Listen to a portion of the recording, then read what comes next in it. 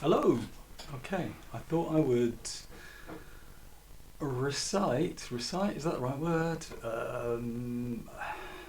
Read a chapter from my novel Alex Through the G-Hole Glass.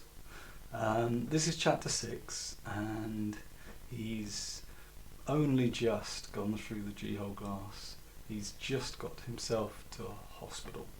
So yeah, here we go. Why is everyone wearing glass? Is it an NHS thing? Said Alex. No, Mr. Payne, it's the glassening. The year the world changed, 2016. I'm concerned that you don't seem to remember that. What do you remember? Said the doctor. I remember 2016 as the year of Bowie dying, unfortunately, of Brexit and Trump. Not this glassening. The paramedic mentioned it too. It sounded like some hipster festival with technology thrown in, but she said it was the basis of society, which I just thought was bonkers. I mean, for a start, technology breaks down all the time. You can't rely on it. So go on then, tell me how the world changed, said Alex. Oh yeah, I remember Trump, that reality TV guy, and Brexit. Well, after the glassening, people felt empowered. Change had already started to happen, said the doctor. Okay, so explain the glassening to me, said Alex. They arrived at the MRI scanning room. Sorry, not now, need to do the scan, said the doctor. Oh, bloody hell. Okay, but I feel fine, just confused, said Alex. Yeah, it's the confused that we're worried about. Actually, I'm going to take bloods to be on the safe side, said the doctor. He took Alex aside and wrapped a rubber tube around his arm, used a disinfectant wipe, found a vein and took a couple of vials. Alex felt himself going a bit light-headed, and when he briefly saw his reflection, he definitely looked a little bit fainter. After a drink of water and a rest for 1 minute, Alex was put into the MRI and was told to be still for the procedure. This apparently would take about 30 minutes. The nurse administered an IV, which she said would give contrast on the scan. Alex got in the machine, and whilst it did its work, he lay still. He thought about the weirdness of the last day. Bloody Google glasses. I knew I had a gadget problem, but I didn't expect it to be nearly fatal. Also, I seem to have either misremembered the last 8 years or gone to another dimension. Actually, things are looking up. The last 8 years have not been the best. Maybe everything's not true. The failed relationships, London, fairway, COVID, and job after painful job. Wiping out those horrible memories would be great. But hang on, the memories are still there? So they must be true. I'm just imagining all the Google Glass then. No, because the Glass people don't remember Trump or Brexit. Bloody hell, I am in another dimension. Oh God, they're never good in the movies. Well, I say never. I didn't actually watch Everything Everywhere All at Once because it was just a bit too weird for me. Damn my closed-mindedness. Just relax, said the radiographer. Relax. You try navigating a whole new dimension when you haven't watched the instruction movie. Okay, calm. I must be able to use my extra dimensionalness to turn my life around somehow.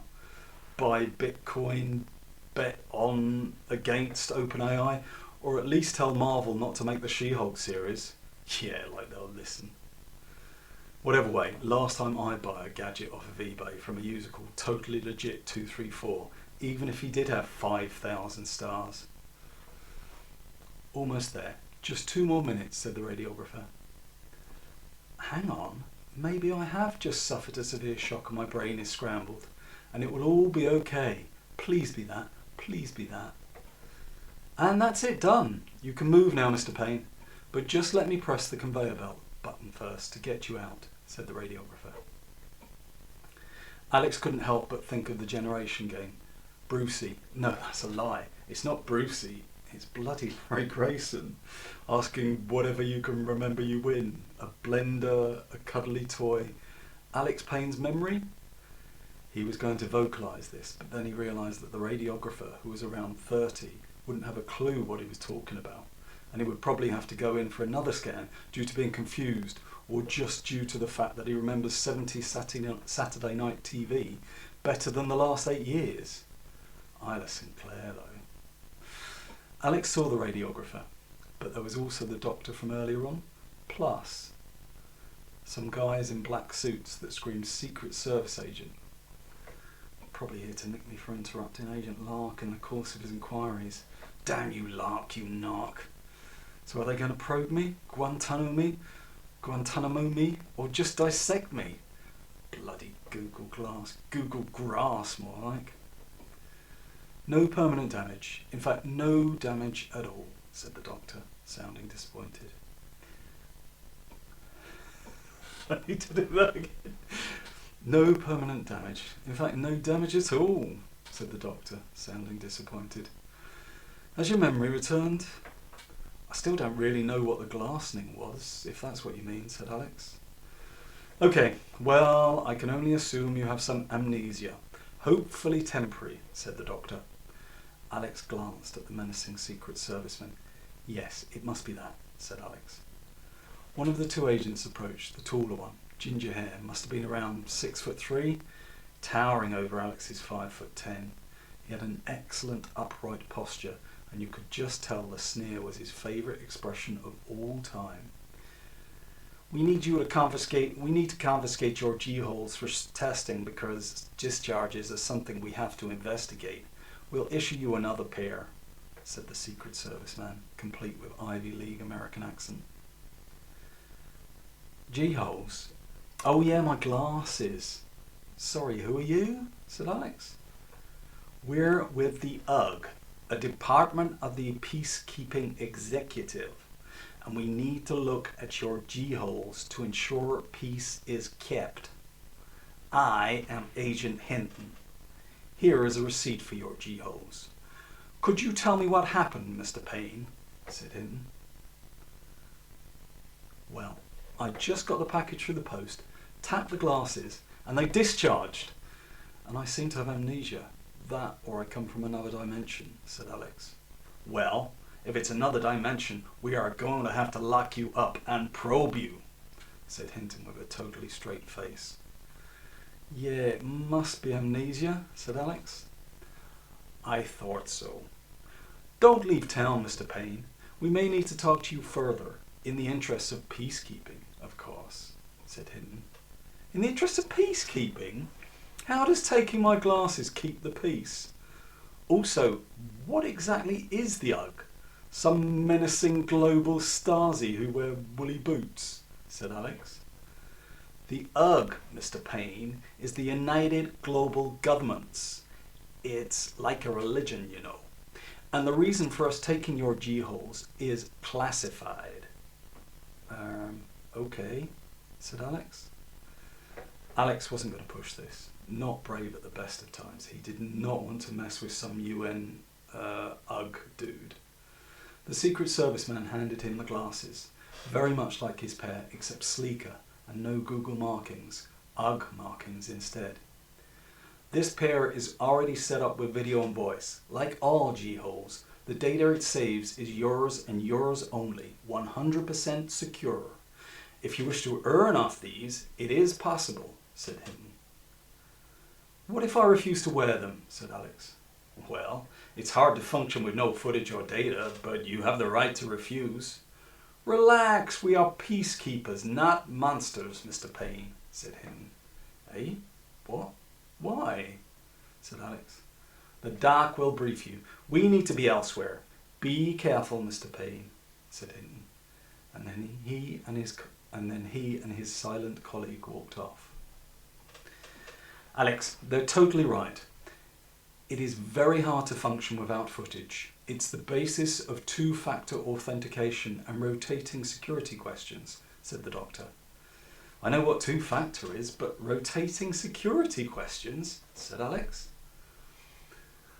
The glasses take constant footage which is stored.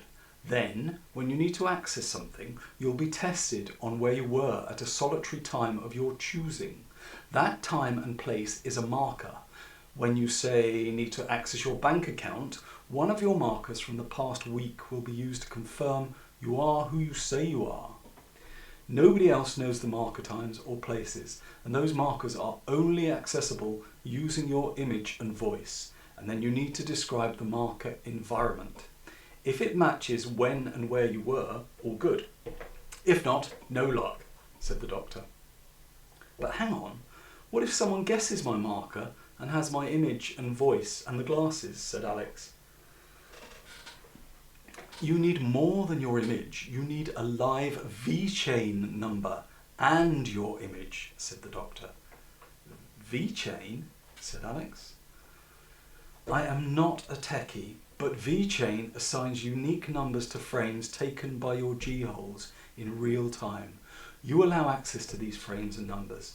It confirms you are who you say you are, and not a recording or image like a capture, but in 3D space, and with you rather than the traffic lights or zebra crossings, said the doctor. Okay, sounds weird, but impressive, said Alex.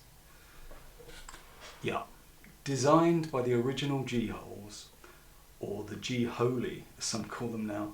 I mean, it's great tech, world-changing, but they're not prophets, just people who stumbled across something that just happened to change the world, said the doctor. What? How? Said Alex. Alex, I could be here all day explaining how there is so much to this, but really I need to get back to being a doctor. Look on the internet when you get a chance. Okay, I will. I accept that this is somehow important tech, but with the discharge, I was being treated like a VIP. Surely a discharge would not be the end of the world. Tech doesn't always work, for one thing, said Alex. No, it doesn't. That's very true. But G-holes are as important now as the mobile phone network or the internet, and getting to the bottom of rare faults is a priority, said the doctor. Right, Alex, enough about G-holes for a second. From the blood test we took earlier, you seem to have low iron count in your blood cells. Nothing to worry about, but I'm going to give you a supplement. Take a couple now and take one a day. Should last you around 2 months. Now you have those UGG glasses. The footage is still yours, remember, so you can earn off of it in theory. But it's quite hard to do for someone like you. Offensive, said Alex. Just being honest, Alex. Anyway, the G-holes will additionally keep an eye on you. So if, say, you black out again, it will auto-contact emergency services for you. Other than that, unless you have any other questions, I'm sending you home. I think you should get some rest and recuperation for the next few days, and while you're at it, you can catch up with the world. With any luck, though, your real memories will return. Oh, also, you need to set up an appointment with your GP in a couple of weeks, said the doctor. Alex took the supplements with some water, and the doctor walked in to the nurse on the A&E ward, who puntastically enough then discharged him. He could see literally everyone in A&E, and the staff were wearing glass or G-holes, as they were known here. And as he left the hospital, everyone walking along the street had G-holes on. It was kind of like 8 years after the first iPhone. Pretty much everyone had a smartphone by then. What he couldn't get his head around was it had somehow become this total world-changing event. This was a new dimension, or he had screwed up his head. Either way, he needed to know what his life was actually like here, because it wasn't how he remembered it. It must be an improvement on his memories, though, surely. He would get home and try and piece it all together. As he walked home through town, he could see that people were constantly touching their G-holes. Fanar, thought Alex, being a reader of Viz a long, long time ago.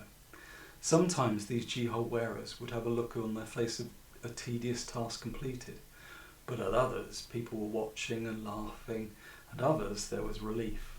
Yeah, not like that. What was weird was the world seemed somehow full of happier people, or at least most people had a look of confidence about them. It was true for most people he saw, but it appeared that not all society's problems had been solved. There were still plenty of homeless people suffering in this dimension, most likely victims of trauma in one way or another. That meant in their head their best option was a life on the street.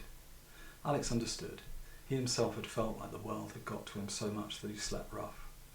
It's true it was only one night in the middle of summer, so not same level, but he'd found himself surrounded by narcissists and psychopaths who he believed were the main cause of trauma in the world, and getting totally away just felt like the best option.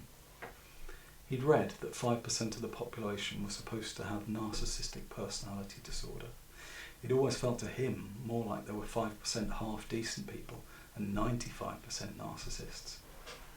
He could understand how some would suffer trauma like he did and conclude that society was fundamentally bad, that the best way was to opt out, or some even had been opted out by their friendly neighbourhood psychopaths and narcissists. Alex was lucky that he still had enough self-preservation left, which meant he didn't go down that route, but it also meant he had little trust in people and little trust in his judgment of people, and in turn that meant he had no friends. Alex approached his flat. He went to get his keys out and then realised he hadn't picked them up when he left. This worry was soon replaced with a much greater worry of there being no keyhole. He walked up to the door and it just opened. He didn't have a smart system in his dimension/memories, and he wouldn't have had one anyway because people can hack them.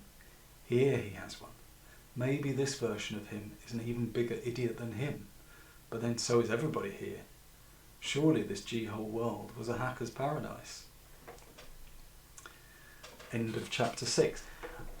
Clearly, when you read this out, I can see places where it needs work, and I will probably update it.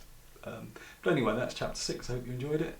If you did, please see the link in the description, and you can find the rest of the book, which will hopefully have this updated chapter at some point soon. Thanks very much. Goodbye.